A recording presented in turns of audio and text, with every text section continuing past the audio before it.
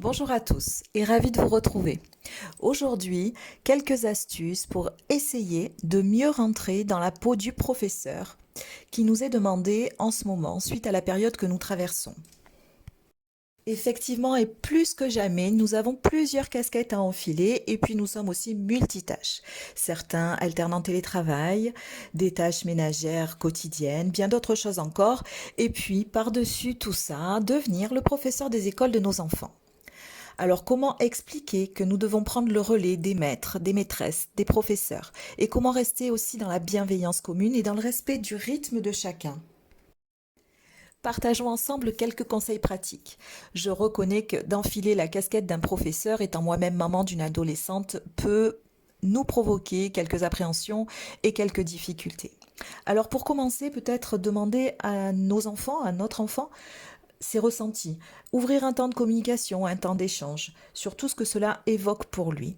Et puis aussi parler de nos propres ressentis. Quel rôle a-t-on à jouer pour lui et quel rôle peut-il jouer pour nous?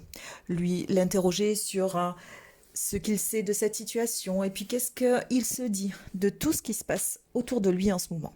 Bien sûr, insister sur les points positifs que cette situation peut procurer, comme le travail à son rythme, comment il aimerait organiser ses journées, qu'il y aurait peut-être des pauses beaucoup plus importantes, des jeux, des temps d'échange, des explications en cas d'incompréhension. Et puis bien sûr, tout le temps que vous allez mettre à profit pour le partager ensemble. L'inviter à exprimer ce qui lui manque le plus aujourd'hui. Est-ce que c'est ses copains, sa maîtresse, des récréations?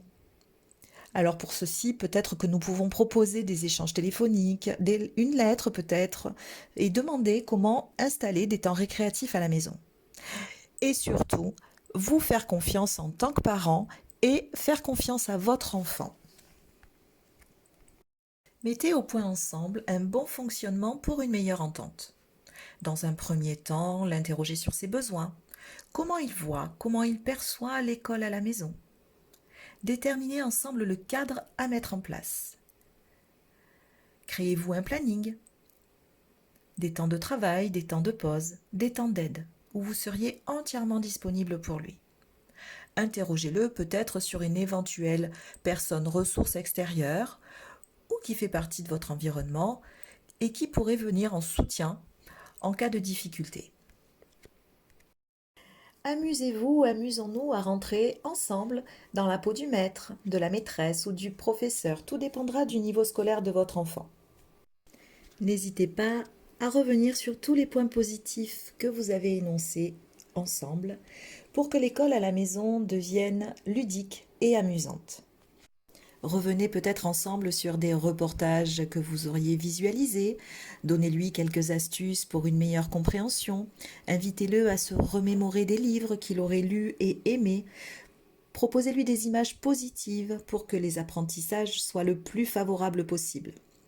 Servez-vous de ses propres ressources, votre enfant en regorge et l'école deviendra beaucoup plus amusante. Vous ne comprenez pas un exercice, pas de panique. Les méthodes ont bien évolué et je suis sûre que si vous osez confier à votre enfant que c'est compliqué, que là vous pêchez un petit peu, que c'est plus difficile, cela le déculpabilisera lui aussi si jamais il ne comprend pas.